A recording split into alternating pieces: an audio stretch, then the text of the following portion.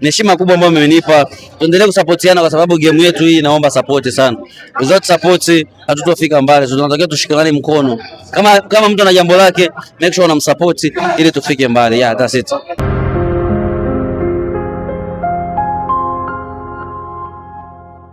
Hey, mambo vipi ndugu mpenzi mtazamaji wa Top 5 Zaleka, mbele yako hapa ni Rachel Salma Brown na tuko kwenye Zaleka brandi na niko na aliyetengeneza au kwa Kiswahili kingine aliyeunda Zaleka brandi. Mambo vipi kaka? Poa poa. Unaitwa nani? Eugene Madede, Burundi.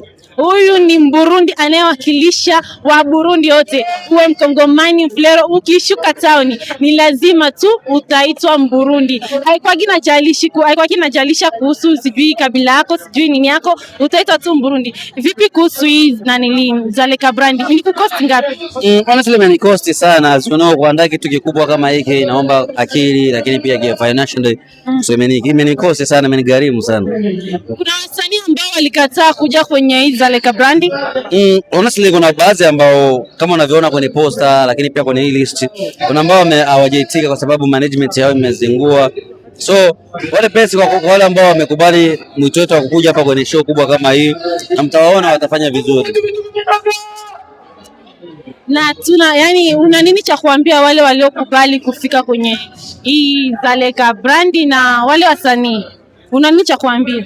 Honestly, I really appreciate it because ni kitu kikubwa sana, wameniheshimisha kwa aina moja ama nyingine, kwa sababu kualika mtu kwenye kitu chako na kukubali mwaliko ni kitu kikubwa sana, kwa sababu mimi naona ni heshima kubwa ambayo mmenipa. Tuendelee kusupportiana kwa sababu game yetu hii inaomba support sana.